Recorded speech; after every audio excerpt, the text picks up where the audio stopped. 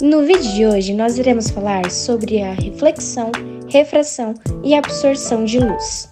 Fique no vídeo e venha aprender com a gente sobre esse tema. E o que é reflexão? A reflexão da luz ocorre quando um feixe de luz, ao incidir sobre uma superfície, retorna ao meio de origem. Esse fenômeno pode ser classificado como regular ou difuso. É um fenômeno óptico, em que um feixe de luz, ao incidir sobre uma superfície, retorna ao meio de origem. Graças a esse fenômeno, conseguimos enxergar os objetos ao nosso redor, pois a luz incide sobre os corpos, que, por sua vez, refletem fazendo com que os raios de luz conseguem aos nossos olhos, possibilitando, assim, a nossa visão. E a reflexão difusa, o que é? Ela ocorre quando os raios de luz incidem em uma superfície irregular ou rugosa e são refletidos em direções distintas. Observe a imagem a seguir.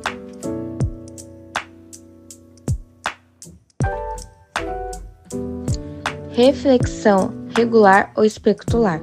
Quando os raios da luz incidem sobre uma superfície lisa ou regular e são refletidos na mesma direção, paralelos uns aos outros, conforme mostra na figura a seguir, observa-se que na figura esse tipo de reflexão, os raios de luz refletidos são paralelos e propagam-se em uma mesma direção. Um exemplo da reflexão regular é a que acontece nos espelhos planos, em que a imagem formada é bastante nítida. As leis da reflexão. Assim como todos os fenômenos físicos, a reflexão da luz também obedece a algumas regras. Para compreendê-las, observe a figura a seguir. Considere o raio da luz representado na figura em que I é o ângulo da incidência, R é o ângulo da reflexão, N é a reta normal perpendicular à superfície refletora. A partir dessas definições, podemos enunciar as seguintes leis da reflexão. O ângulo da incidência é igual ao ângulo da reflexão, I igual a R. O raio da luz incidente, o refletido e a reta normal pertencem sempre ao mesmo plano. Refração, o que é? Refração da luz é um fenômeno em que um raio luminoso atravessa a interface entre dois meios ópticos, sofrendo assim uma mudança de velocidade e uma possível mudança de direção. É um fenômeno que consiste na mudança de velocidade de propagação da onda eletromagnética, onde esse atravessa meios ópticos diferentes. Durante a refração, o comprimento da onda da luz muda, enquanto a sua frequência permanece constante. A refração pode ou não ser acompanhada de uma mudança na direção da propagação da luz. O índice de refração. O índice de refração absoluto é uma grandeza adimensional, isso é uma grandeza que não tem unidade de medida. Ela é calculada pela razão entre a velocidade da luz no vácuo e a velocidade da luz no meio. A fórmula que a gente utiliza é N igual a C sobre V, onde N é o índice de refração, C é a velocidade da luz no vácuo e V é a velocidade da luz no meio. Quanto maior é o índice de refração de um meio, menor é a velocidade em que a luz se propaga em seu interior. Em outras palavras, nós dizemos que o meio é mais refringente.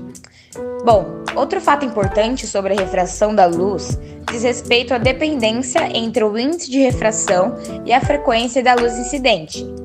A mudança de velocidade da luz depende, dentre outros fatores, da cor da luz. Quanto maior é a frequência da onda luminosa, menor é o índice de refração absoluto do meio. É por esse motivo que a luz branca se dispersa em múltiplas faixas coloridas ao atravessar um prisma.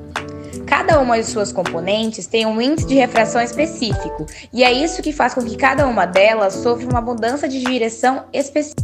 Depois de conhecermos os conceitos principais da refração, podemos entender como funcionam as leis da refração. Primeira lei da refração. A primeira lei da refração afirma que os raios de incidente e refratado, bem como a reta normal, são retas complanares, isto é, devem estar contidas no mesmo plano. Segunda lei da refração, lei de Snell-Descartes. A segunda lei da refração, também conhecida como lei de Snell-Descartes, é usada para calcular o desvio angular sofrido pelo raio de luz refratado. De acordo com essa lei, a razão entre os senos dos ângulos de incidência e refração é igual à razão entre velocidade da luz nos meios de incidente e refratado, respectivamente. Bom, gente, vamos falar agora da absorção de luz. Mas o que é? A absorção de luz ocorre quando a radiação eletromagnética visível incide na superfície de um material. Assim, uma parcela de energia carregada por essa luz mantém-se retida nele. Os materiais capazes de absorver a luz visível são chamados de opacos. Atualmente, a teoria corpuscular da luz permite-nos entender que o fenômeno de absorção da luz trata-se, na verdade, de um fenômeno corpuscular, no qual a luz comporta-se como um conjunto de partículas conhecida como fótons. Nesse tipo de fenômeno, só são absorvidos os fótons que apresentam uma quantidade de energia exatamente igual à diferença da energia entre dois ou mais estados excitados dos elétrons. Bom, agora falando sobre a absorção de luz e a cor dos objetos, pode-se dizer que os corpos que não produzem a própria luz não têm uma cor própria. A cor desses objetos, conhecidos como fontes secundárias ou corpos iluminados, depende diretamente da forma como eles interagem com a luz incidente. Se algum material absorve igualmente todas as frequências de luz, então ele nos parecerá preto. Entretanto, se não for capaz de absorver algum intervalo da frequência da luz visível, como vermelho, esse material será visto da cor vermelha, uma vez que toda a radiação vermelha que incidir sobre ele não será absorvida, mas sim refletida. É por esse motivo que objetos escuros ou pintados de preto tendem a esquentar mais.